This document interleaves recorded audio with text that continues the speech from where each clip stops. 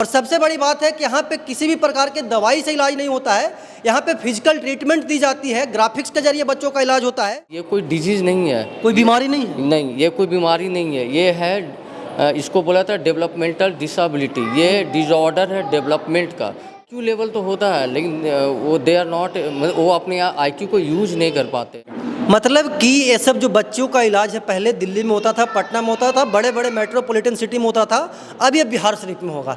Child development centre खोले हैं और लोगों को एक अलग उम्मीद है यहाँ से कि वो यहाँ पे अपने बच्चों को देंगे तो वो स्वस्थ होकर के यहाँ से जाएंगे। एकदम निश्चित रूप से हम लोग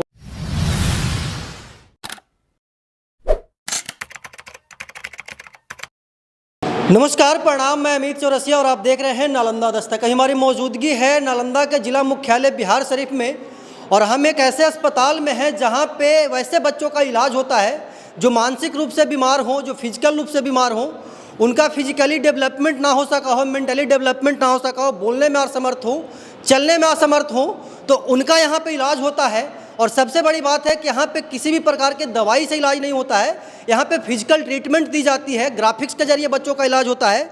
इस अस्पताल के ऑनर हैं सर से हम जानते हैं कि आखिरकार ये अस्पताल कहाँ पे है, कब खुला और यहाँ पे किस किस प्रकार के बीमारियों का इलाज होता है। सर, सबसे पहले आपको हमारे चैनल पर स्वागत है।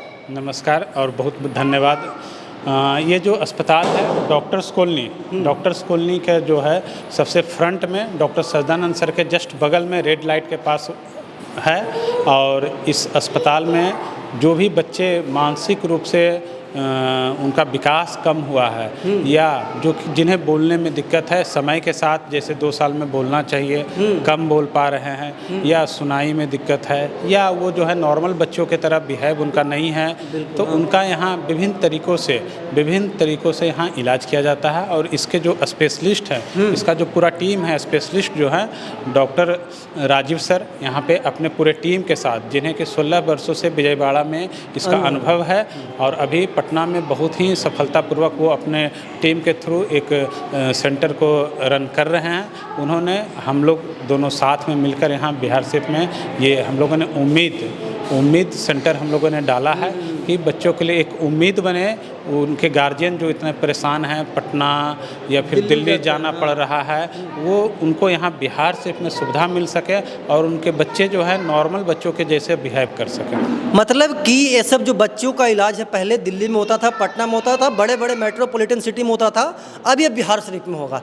कैसे माइंड में आया सर कि ये जो सुविधा है वो बिहार शरीफ के लोगों को दिया जाए, यहाँ के बच्चों को दिया जाए? चूँकि मैं खुद एक चिकित्सक हूँ तो हम लोग प्रैक्टिस में आए दिन इस तरह के बच्चों से मिलते रहते हैं और उनके गार्जियन जॉब में हैं, तो उनके साथ एक परेशानी होता है कि हम जॉब में हैं, हमारे मैडम बच्चे के साथ पटना में रहे एक अलग से रूम लेकर, या पटना से भी अगर संतुष्ट नहीं है तो कहीं और जाना पड़े, रूम लेकर रहना पड़े, तो परिवार बिखर जाता है। और एक आर्थिक नुकसान, जो एक जगह लोग के रहने का खर्च है, 2 जगह रहने का खर्च उठाना पड़ रहा है और महंगाई भी काफ़ी है। तो ये सब देखते हुए हम लोगों ने सोचा कि क्यों ना अपने शहर में, अपने जन्मभूमि में कुछ ऐसा किया जाए जिससे कि बच्चों को और उनके गार्जियनों को हर एक तरीके से मदद मिले।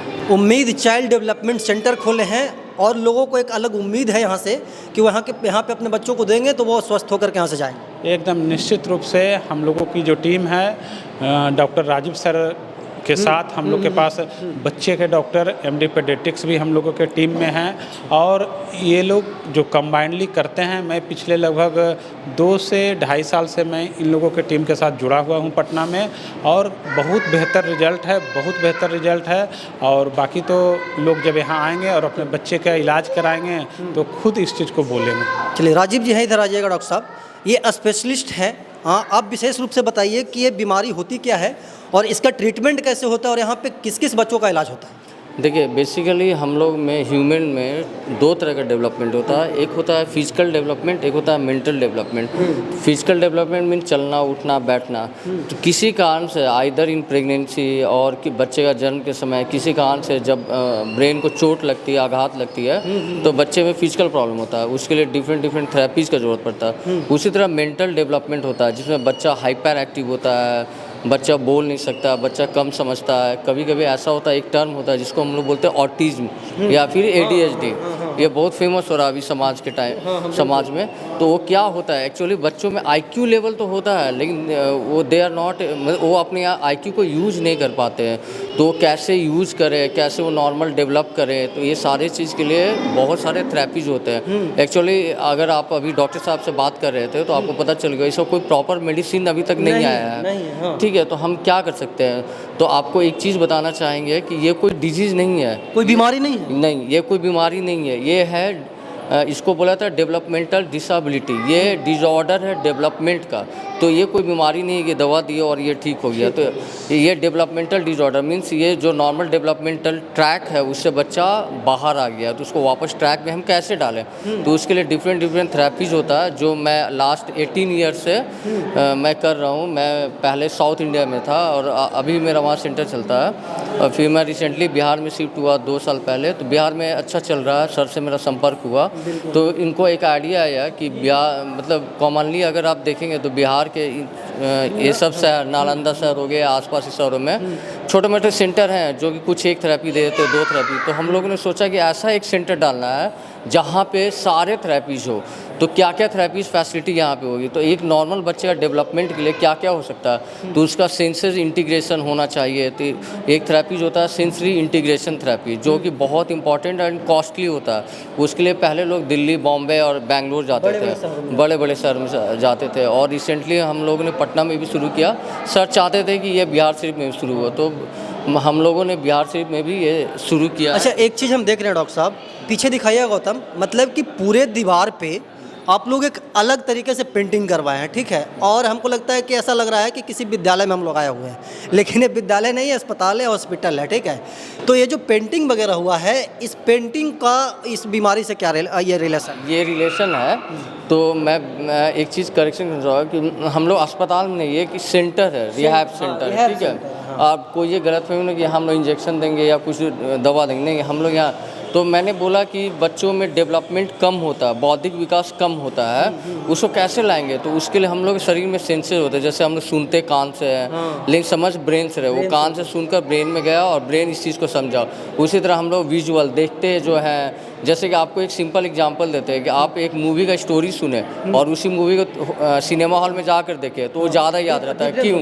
क्योंकि उसमें मल्टी सेंसरी वर्क करता है, मतलब सुन भी रहे हैं और देख भी रहे हैं। तो वही थॉट को लेकर ये स्टार्ट किया गया है। तो आजकल आप नॉर्मल स्कूल में भी जाएंगे तो अच्छे स्कूल जो इंटरनेशनल स्कूल बोलते हैं उन्हें स्मार्ट क्लास बोला जाता है। मतलब कि क्या, अब तो सरकारी विद्यालय में भी गया तो डिजिटल बोर्ड रहता है। क्यों? तो विजुअल एंड ऑडिटरी दोनों इंटीग्रेशन हो, तो क्रॉस इंटीग्रेशन ऑफ सेंसेस के लिए हम लोग को ये ज़रूरी होता है। तो यहाँ बच्चे जो विजुअलाइज करते हैं और हम लोग जो जोर जोर से बोलकर उनको सुनाते हैं तो उन्हें समझने में आसानी होती है। जैसे आप देखे होंगे रिलेशन से लिखा हुआ है या फिर संडे मंडे और जनवरी फरवरी, ये एक 2 तरह का है बच्चों का। एक तो कि उनका इंटरटेनमेंट हो तो थेरेपी में हम लोग कोऑपरेट करेंगे, ठीक है? अगर इंटरटेनमेंट नहीं हो तो थेरेपी में वो हम लोग कोऑपरेट नहीं करते हैं। थेरेपी के साथ साथ मतलब कि लो लेवल का एजुकेशन भी प्रोवाइड कर नहीं, यहाँ पे अगर मैं बोलूँगा तो यहाँ बेसिकली 5 तरह का थेरेपी होता है। एक होता है सेंसरी इंटीग्रेशन थेरेपी जो कि ऑक्यूपेशनल थेरेपी में आता है, ठीक है? तो ये जो जितना भी आप देख रहे हैं हमारे पीछे जो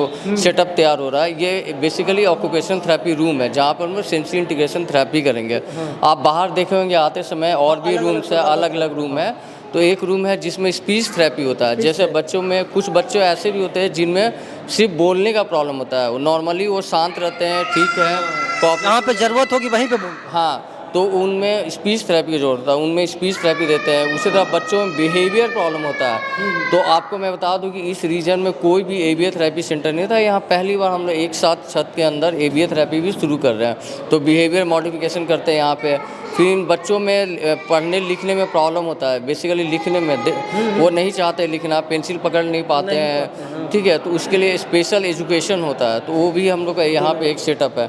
तो यहाँ पे अगर देखेंगे तो बहुत सारे थेरेपी को मिलाकर एक छत के अंदर हम लोग स्टार्ट किए हैं और हम लोग अपने फील्ड में एक्सपर्ट है। मेरे साथ पूरी टीम आई है, वो टीम बहुत जगह वर्क भी करती है। जैसे मेरा साउथ इंडिया में भी है, पटना में भी है, रांची में भी है। तो ये सारे टीम हम लोग करते हैं। और मेरा जो मदर सेंटर है रांची, ये पटना में जो मदर सेंटर, वहाँ से हम लोग सारे टीम को भेज कर हम लोग करते हैं। यहाँ भी जितने लोग हैं सारे एक्सपर्ट हैं, लोग सालों से मेरे साथ काम कर रहे हैं। मैं खुद मास्टर हूँ इस फील्ड में, मैंने मास्टर इन ऑक्यूपेशन थेरेपी किए हुआ है, तो और मेरे को अच्छा खासा 18 साल का एक्सपीरियंस है। तो मैं इन लोगों मैं मतलब कि अब बिहार शरीफ के और नालंदा के जो बच्चे इस तरीके के बीमारी से जूझ रहे हैं उनको अब बिहार शरीफ में ट्रीटमेंट मिलेगा। मेरा जो मेन मकसद था और जो इस सेंटर के ऑनर है उनका मकसद ये था कि ये बीमारी बहुत कॉस्टली और इसका ट्रीटमेंट बाहर होता था। लोग को दिमाग में था कि हम बाहर जाएंगे तभी ट्रीटमेंट हो। बिहार शरीफ में कितना कीमत में इसका इलाज हो रहा है डॉक्टर साहब?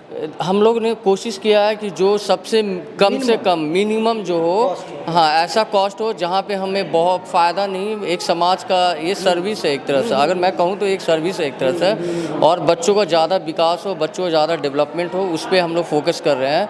हम लोग बहुत ज़्यादा फ़ी नहीं चार्ज कर रहे, जबकि आप अगर बाहर देखेंगे तो ये बहुत कॉस्टली है, सबको ये अफोर्ड नहीं कर सकते हैं, लेकिन हम लोगों ने यहाँ पे नालंदा के लोग अफोर्ड कर लेंगे ना? यस, यहाँ पे श्योर मैं सबको बोलना चाहता हूँ कि मेरे पास आप खाली हाथ नहीं जाएंगे।